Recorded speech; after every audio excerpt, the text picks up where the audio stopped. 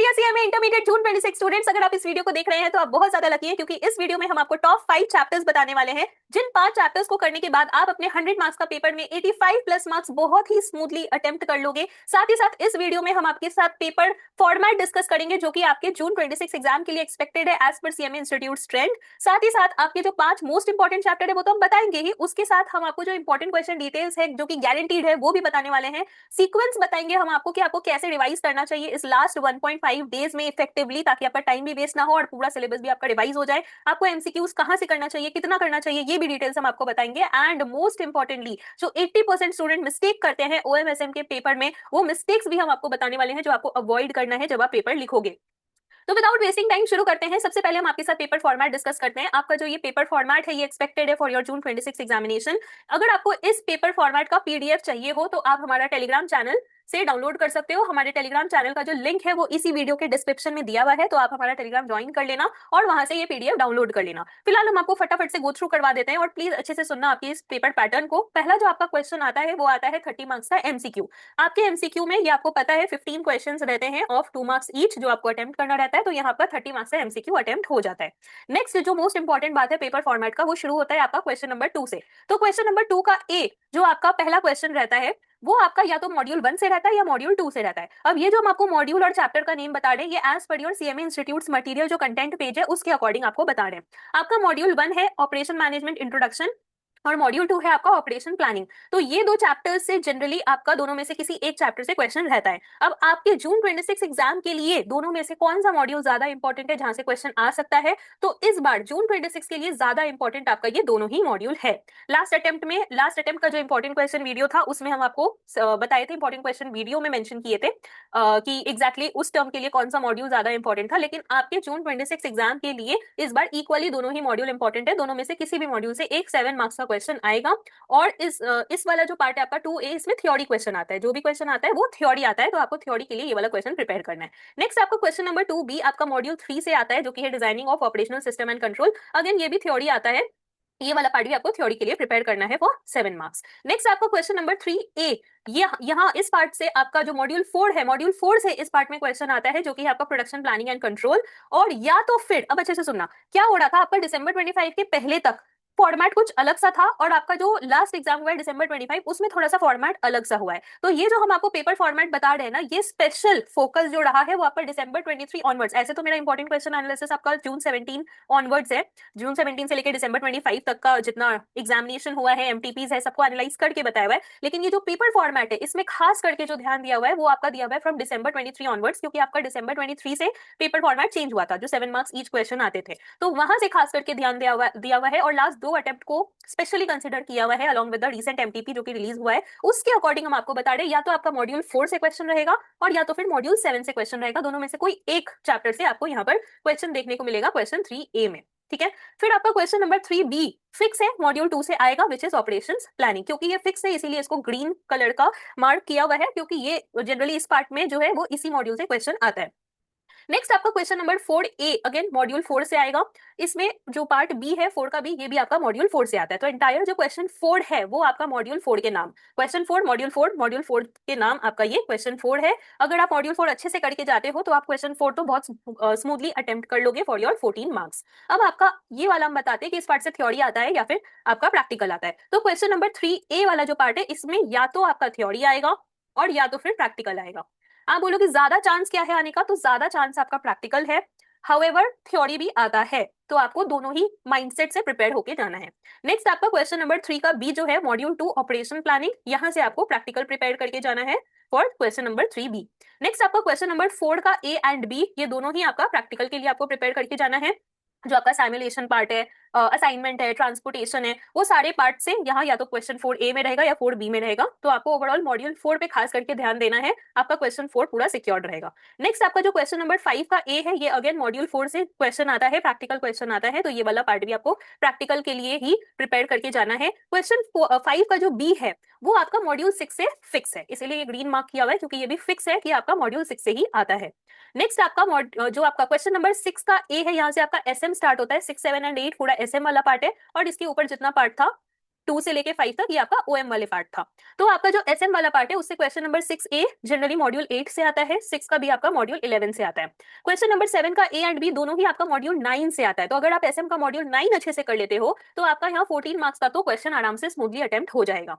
Next आपका जो question number 8 है उसका ए वाला तो मॉड्यूल 10 से आता है, लेकिन जो आपका 8 का बी है वो आपका कभी कभार या तो मॉड्यूल 10 से पूछ लेता है या फिर मॉड्यूल 11 से पूछ लेता है। तो ये फिक्स नहीं है, ये वेरिएबल है, दोनों में से कोई एक मॉड्यूल से आ जाता है। ज्यादा चांसेस किसका है, तो आपका मॉड्यूल 10 का ज्यादा चांसेस है। हाउएवर जैसा मैंने बताया लास्ट अटेम्प्ट में थोड़ा सा जो पेपर पैटर्न और अभी रिसेंट एमटीबी का पेपर पैटर्न को कंसिडर करते हुए हम लोग मॉड्यूल 11 को कम नहीं समझ सकते हैं, उसको भी आपको इक्वली ध्यान देना है।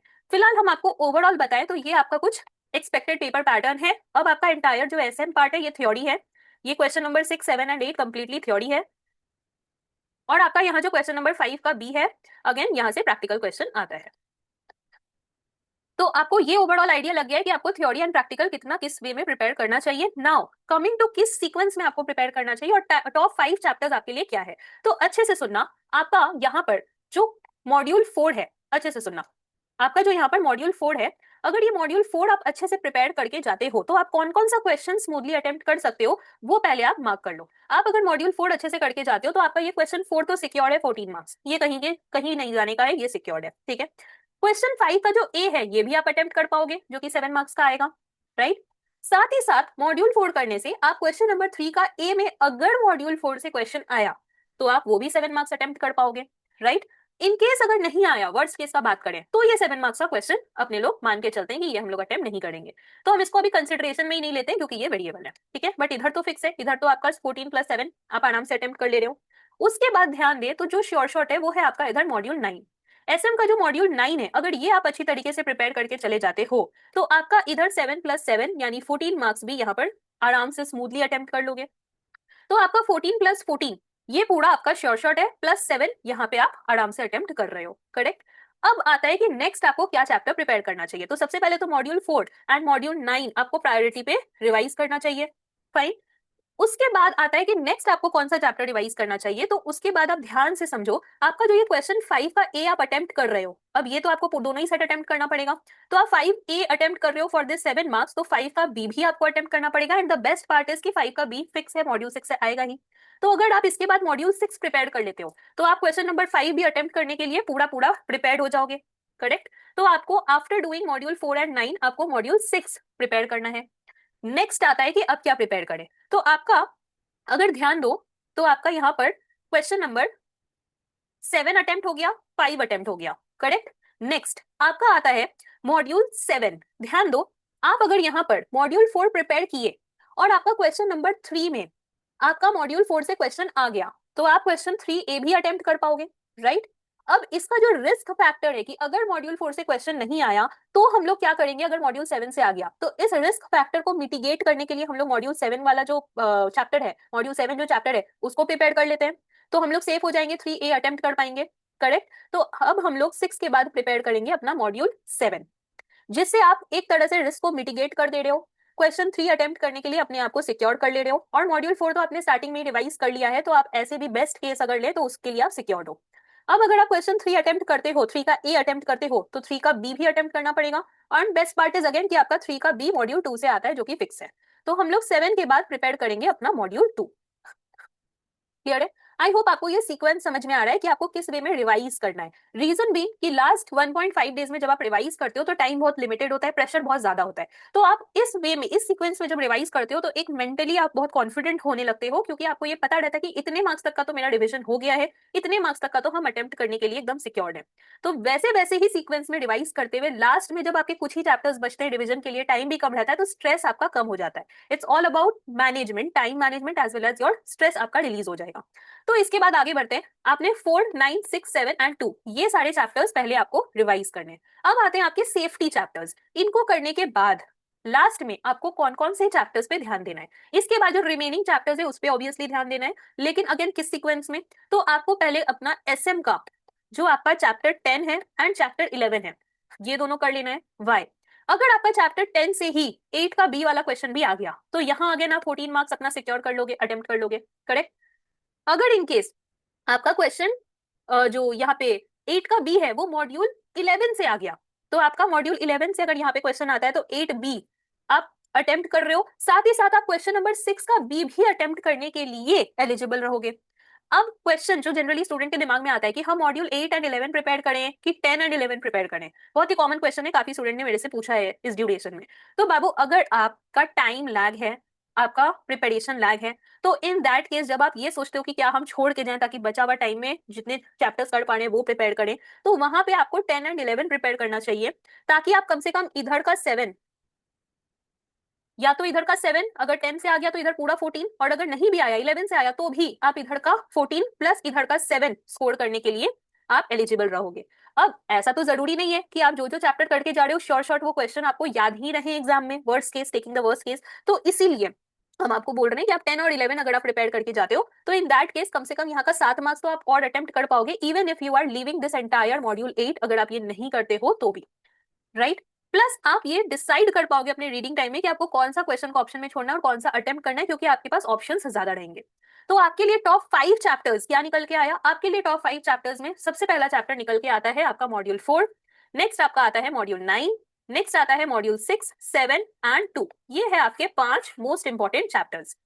अब बात करते हैं क्वेश्चंस का, तो अच्छे से समझना इंपॉर्टेंट क्वेश्चंस, ये तो हम आपको बता रहे हैं इंपॉर्टेंट चैप्टर्स, इंपॉर्टेंट क्वेश्चंस का एक अलग से एक सेपरेट वीडियो है जो कि जितने क्वेश्चन बताए हुए हैं वो काफी सिलेक्टिव क्वेश्चन बताए हुए हैं, हर चैप्टर से बताए हुए हैं और एज पर इंस्टीट्यूट का ट्रेंड बताया हुआ है, जिसका analysis from June 17 to last exam December 25 तक का है।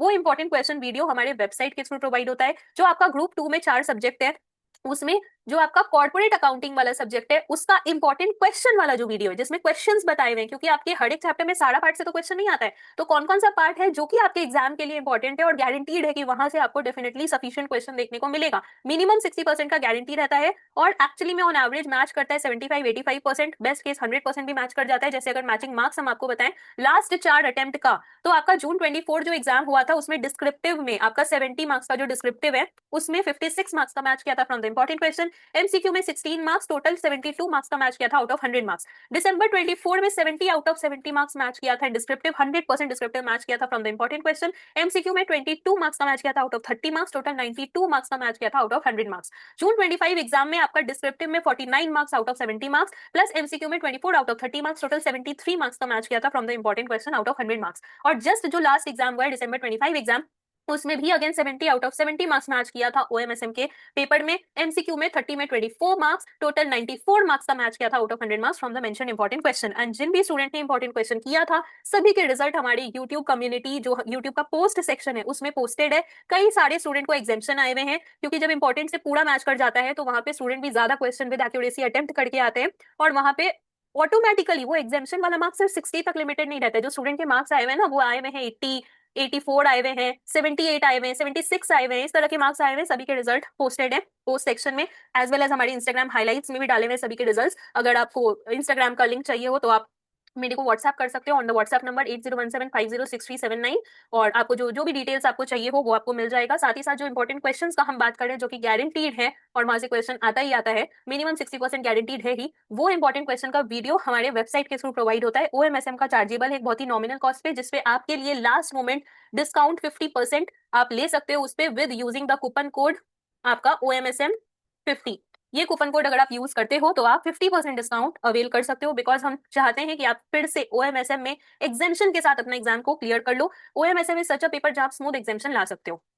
ये इंपॉर्टेंट क्वेश्चन जिस तरह से बताया हुआ है वो सेम इंपॉर्टेंट क्वेश्चन आपका कॉर्पोरेट अकाउंटिंग का जो सब्जेक्ट है वो हमारे यूट्यूब में फ्री डाला हुआ है, आप चाहो तो उसका लिंक हमारे डिस्क्रिप्शन में गिवन है, आप वो लिंक पे क्लिक करके कॉर्पोरेट अकाउंटिंग का important question video go through कर लेना, आपको पूरा समझ में आ जाएगा कि कैसे क्वेश्चन दिए हुए हैं और उन क्वेश्चन से बहुत ज्यादा मैच करता है। एक कुछ क्वेश्चन तो एज इट इज ही आ जाते हैं विद जस्ट अमाउंट चेंज और कुछ आपके सिमिलर रहते हैं। ओवरऑल सफिशिएंट क्वेश्चन आप अटेम्प्ट कर लोगे अगर आप इंपॉर्टेंट करके गए हो तो 80-85 मार्क्स कहीं जाने का नहीं है जो आप स्मूथ अटेम्प्ट कर लेते हो चाहे कितना भी टफ पेपर हो, क्योंकि आपका जो जून 25 का पेपर था वो स्टूडेंट्स के लिए टफ था, उसमें भी 73 मार्क्स का मैच किया है आउट ऑफ 100 मार्क्स, जो एक तरफ से हम बोल सकते हैं genuinely as compare to previous many attempts कहीं ना कहीं स्टूडेंट को कॉम्प्लिकेटेड लगा होगा। उसमें भी 73 70 प्लस मार्क्स का मैच किया है, तो वर्स्ट से वर्स्ट केस है 70-75% मार्क्स, बेस्ट केस तो है ही 90 प्लस मार्क्स। तो जून 26 में again I am expecting 85 plus marks तो आराम से जाएगा ही फ्रॉम द इंपॉर्टेंट क्वेश्चंस, तो आप उसका फायदा उठा सकते हो। लास्ट 1.5 डेज में रिवाइज करने में बहुत ईजी हो जाएगा, आपको हर चैप्टर से जो भी मेंशन है चाहे वो थ्योरी है चाहे वो प्रैक्टिकल है, स्पेशली थ्योरी जो आपका ओएम का है जिससे आप क्वेश्चन नंबर 1 वन के बाद टू, ये वाला क्वेश्चन आराम से अटेम्प्ट कर सकते हो। जो आपका एसएम का पार्ट है वो शॉर्ट एक्यूरेसी से अटेम्प्ट कर सकते हो, यहाँ पे आपके बहुत अच्छे मार्क्स सिक्योर हो जाएंगे। तो चलो, इसका अगर आपको ये इंपॉर्टेंट क्वेश्चन लेना है तो इसका जो वेबसाइट का हमारा लिंक है अलॉन्ग विद ओएमएसएम इंपॉर्टेंट क्वेश्चन का जो लिंक है वो भी हमारे डिस्क्रिप्शन बॉक्स में गिवन है along with the coupon code. तो आप उसको यूज करो, डिस्काउंट अवेल करो, बहुत ही नॉमिनल कॉस्ट पे है, उसका फायदा उठाओ, अपना एग्जाम को एग्जामिशन के साथ इसी बार क्लियर करो। चलो आगे बढ़ते हैं और अब हम आपको बताते हैं कि आपको एमसीक्यूज के लिए क्या करना है। मैंने आपको ऑलरेडी पेपर फॉर्मेट दिखा दिया, टॉप 5 इंपॉर्टेंट चैप्टर्स बता दिया, इंपॉर्टेंट क्वेश्चन डिटेल्स बता दिया, साथ ही साथ रिवीजन कैसे करना है किस सीक्वेंस में वो भी मैंने आपको बता दिया है। आपको इन चैप्टर्स को सबसे पहले रिवाइज करना है इसी सीक्वेंस में 4 9 6 7 2 देन 10 11, और फिर जो आपके बाकी के चैप्टर आते हैं, आपका जो चैप्टर 1 है इधर मॉड्यूल 1 वो आपको करना है, मॉड्यूल 3 उसके बाद करना है, तो जो रिमेनिंग चैप्टर्स है वो आपको फिर लास्ट में रिवाइज करना है। अब हम आपको बताते हैं एमसीक्यू के लिए क्या करना है। तो देखो, दो टाइप के अगेन स्टूडेंट है, एक वो स्टूडेंट्स होंगे जो ऑलरेडी इंपॉर्टेंट क्वेश्चन कर रहे हैं, और अगर कोई स्टूडेंट न्यू है हमारे चैनल पे तो उनके लिए हम बता दिए कॉर्पोरेट अकाउंटिंग का इंपॉर्टेंट क्वेश्चन वीडियो हमारे ही इसी यूट्यूब चैनल पे अपलोडेड है, उसका लिंक भी डिस्क्रिप्शन बॉक्स में आपको मिल जाएगा, वो आप डेफिनेटली रेफर करना। फिलहाल अगर आप इंपॉर्टेंट क्वेश्चन लेते हो तो इंपॉर्टेंट क्वेश्चन वीडियो में एमसीक्यूज कवर्ड है along with the descriptive question. तो दो टाइप के स्टूडेंट होंगे, एक होंगे जिन्होंने इंपॉर्टेंट क्वेश्चन लिया है और सारे इंपॉर्टेंट क्वेश्चन आप कर रहे हो, तो उनके लिए एमसीक्यूज ऑलरेडी इंपॉर्टेंट क्वेश्चन में बताया हुआ है। तो सबसे पहला काम तो आपको ऑल इंपॉर्टेंट क्वेश्चंस को रिवाइज करना है फ्रॉम ऑल चैप्टर्स, क्योंकि एमसीक्यूज उसमें कंसिडर्ड है। दूसरा काम आपको जो करना है वो सीएमए इंस्टीट्यूट का जो मॉड्यूल है उसके चैप्टर के एंड में एमसीक्यूज दिए हुए हैं, वो जो एमसीक्यूज है वो आपको प्रैक्टिस करना है। और तीसरा जो काम आपको करना है वो सीएमए इंस्टीट्यूट का ही एमसीक्यू बुकलेट है दिसंबर 25 एंड ऑनवर्ड्स वाला। अच्छे से सुनो, आप दे रहे हो एग्जाम जून 26 में, I know that. December 25 and onwards वाला एक एमसीक्यू बुकलेट है इंस्टीट्यूट का, ये वाला जो बुकलेट है ये आपको सॉल्व करना है। नाउ अगर आप इंपॉर्टेंट क्वेश्चन स्टूडेंट हो, ले चुके हो, तो फर्स्ट टू तो आपको करना है, थर्ड का अगर टाइम आपको नहीं मिल रहा है तो आप इसको छोड़ सकते हो। दूसरा, जो फुल सिलेबस में प्रैक्टिस किए हैं, फुल सिलेबस रिवाइज करके जा रहे हैं, उनके लिए ये तीनों करना मस्ट है, क्योंकि आप बहुत कुछ पढ़े हो और एग्जाम में सिलेक्टिव जगह से क्वेश्चंस आता है, पूरा होल सिलेबस में ऐसा बहुत सारा चीजें जो एज अ सीएमए स्टूडेंट आपको जानना बहुत जरूरी है from the knowledge perspective. And as per exams trend कई बार बहुत जगह से क्वेश्चन नहीं आता है, कुछ ही जगह से क्वेश्चन पूछते हैं, तो आपने बहुत कुछ पढ़ रखा है। तो आपके लिए ये एमसीक्यू दिसंबर 25 वाला जो बुकलेट है वो श्योर शॉट आपको एक बार गो थ्रू करके जाना है, जिससे आपका सिलेक्टिव पोर्शन काफी अच्छे से रिवाइज हो जाएगा। आई होप एमसीक्यू के लिए क्या करना है वो आप एकदम क्लियर हो। आते हैं लास्ट, आपका जो ब्लंडर मिस्टेक्स है जो स्टूडेंट करते हैं ओएमएसएम के पेपर में, वो हम आपको बताते हैं, प्लीज इसको अच्छे से सुनना। सबसे पहला गलती जो ओएमएसएम के पेपर में स्टूडेंट्स करते हैं वो है प्रेजेंटेशन मिस्टेक। अब जैसे मैंने आपको बताया, आपका ओएम में काफी सारा प्रैक्टिकल पार्ट है, प्रैक्टिकल क्वेश्चन आते हैं, आपके जो असाइनमेंट के प्रॉब्लम है, सैम्युलेशन है, और आपके जो रिमेनिंग चैप्टर्स के भी क्वेश्चन है, तो वहां क्या होता है, बहुत सारे डेटा दिए हुए रहते हैं और आप उस डेटा में सॉल्व करते हो। मान लो आप रो ऑपरेशन लगा रहे हो फॉर एग्जाम्पल, या कॉलम ऑपरेशन लगा रहे हो, तो उस केस में स्टूडेंट्स जो कॉमन गलती प्रेजेंटेशन में करते हैं, मान लो ये मैट्रिक्स बनाए, ठीक है, इस तरह से ही बना दिए, इधर अपना डेटा लिख दिए, ना कॉलम बना रहे ना मतलब लाइन टान रहे, कुछ नहीं, ऐसे करके आप रैंडमली प्रेजेंट कर देते हो, तो it is a part of your presentation. इसीलिए it's important to draw these lines. Now ऐसा नहीं है कि आप इसको नहीं बनाओगे तो मार्क्स कट जाएगा बहुत ज्यादा, या बनाओगे तो कुछ एक्स्ट्रा मिलेगा, ऐसा नहीं होता है। It is a part of your presentation. जहां आपका प्रेजेंटेशन प्रॉपर रहता है वहां कहीं ना कहीं आपको एग्जामिनर का इंप्रेशन अच्छा रहता है, और आपको कुछ ना कुछ एडवांटेज जरूर मिलता है उस पेपर में, अगर आपके पेपर में कॉन्सेप्ट क्लैरिटी दिख रही होती है, प्रेजेंटेशन इज प्रॉपर। हमारी एक स्टूडेंट ने बहुत ब्यूटीफुली ओएमएसएम का पेपर में जो ओएम वाला पार्ट है प्रैक्टिकल, वो बहुत नीट एंड क्लीन प्रेजेंट किया था।